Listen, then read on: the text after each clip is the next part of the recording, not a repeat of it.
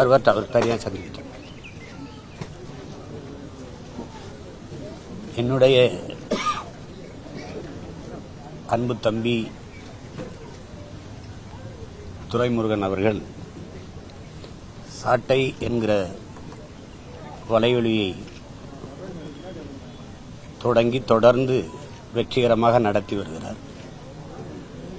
இன்றைக்கு அதற்கென்று ஒரு அலுவலகம் திறக்கப்பட்டிருக்கிறது. கடுமையான உழைப்பாளி, ஒரு எளிய பின்புலத்திலிருந்து சிறிய கிராமத்திலிருந்து வந்து இன்றைக்கு தன்னை உலகம் அறிய அடையாளப்படுத்தி இருப்பதற்கு காரணம் அவனுடைய கடுமையான உழைப்பு. மென்மேலும் உழைத்து வளர்ந்து பெரும்புகழ் ஈட்ட வேண்டும் என்று அன்போடு என் தம்பி வாழ்த்துகிறேன்.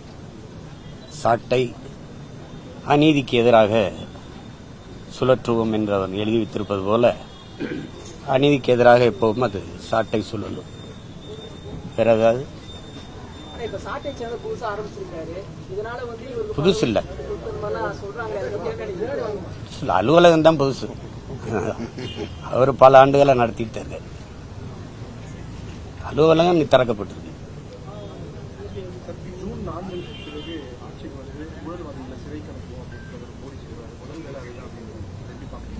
அவர் தான் முதல்ல உள்ள போனோம்.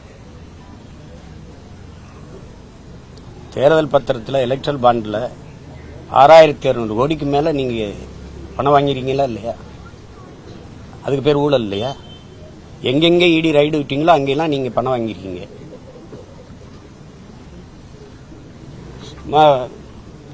மிரட்டுறதா, அச்சுறுத்துறதா, வந்தா அதை பண்ணிடுவோம் இதை பண்ணிடுவோம்.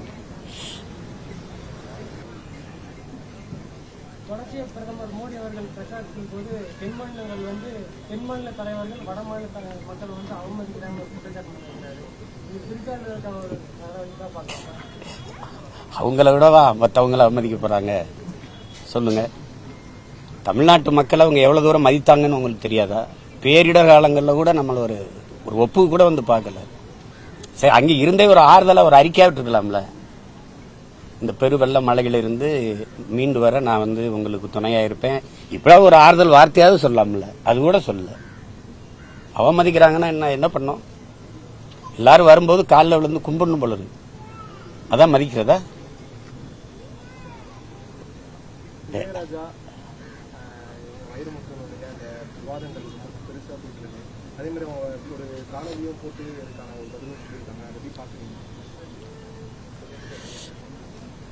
அதை விடுங்க. நீங்க முன்ன மாதிரி இல்ல திரைப்படங்கிறது.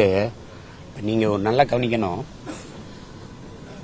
ஒரு முறை படத்தை நம்ம கொடுத்துட்டோம் நீங்க தொலைக்காட்சிகளுக்கு, கூட்டணி நிறுவனங்கள் வந்த பிறகு பல ஆண்டுகளுக்கு அந்த உரிமையை வச்சுக்கிறது. அது தயாரிப்பாளருக்கு ஒன்றும் போறதில்ல, உங்களுக்கு புரியுதுன்னு நினைக்கிறேன். படைப்பாளிகளுக்கு யாருக்கும் போறதில்ல. என் தம்பி படத்துக்கு எனக்கு எவ்வளவு சம்பளம் கொடுத்துருப்பாங்கன்னு நினைக்கிறீங்க? 7 லட்சம். எத்தனை முறை ஒளிபரப்பிப்பாங்கன்னு நினைக்கிறீங்க? அப்போ ஒவ்வொரு முறை ஒளிபரப்பும் போது அந்த காசு யாருக்கு போகுது? படைப்பாளிக்கும் இல்ல, தயாரிப்பாளருக்கும் இல்ல. அப்போ அதனால அப்பா இளையராஜா கேட்கறது, நீங்க பாடலாசிரியருக்கு கொடுக்காதீங்க, இவருக்கு கொடுக்காதீங்க, தயாரிப்பாளர் கொடுக்காதீங்கன்னு சொல்ல, அவருக்கு அவர் படைப்புக்கு முதல் மரியாதைக்கு எங்க அப்பாவுக்கு இளையராஜாவுக்கு என்ன சம்பளம் இருந்திருக்குன்னு நினைக்கிறீங்க? திரைப்படம் இல்லாத தொலைக்காட்சி இருக்கா? இருக்கா? பாட்டு இல்லாம இருக்கா? அப்ப தினம் சம்பாதிக்கிறீங்க. அப்ப அந்த படைப்பாளிக்கு என்ன இருக்குது சொல்லுங்க? ஒரு தடவை 2 லட்சம் ரூபாய் முதல் மரியாதைக்கு அப்பா இளையராஜாவுக்கு சம்பளம். அதையுமே வேணான்னு சொல்லிட்டாரு. ஏன்னா படம் அவருக்கு இது ஓடுமா ஓடாதான்னு சந்தேகத்துல எங்க ஓட போகுதுன்னு நினைச்சேன்.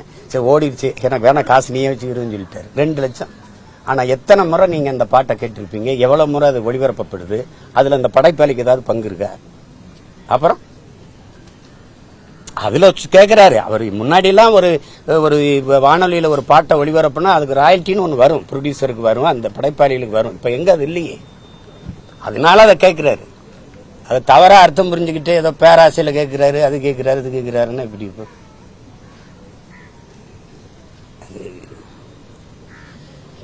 சவுக்கு கைதை தொடர்ந்து இவர்கள் திமுக அரசு அரசை விமர்சிக்கிறவங்க வந்து மேலும் வந்து கைது செய்கிற நடவடிக்கை வந்து வரப்போதுன்னு வெளியே பேசிக்கிறாங்க.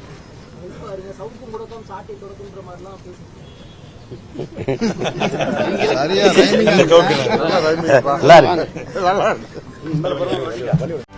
செய்திகளை உடனுக்குடனும் துல்லியமாகவும் தெரிந்து கொள்ள சப்ஸ்கிரைப் பண்ணுங்க.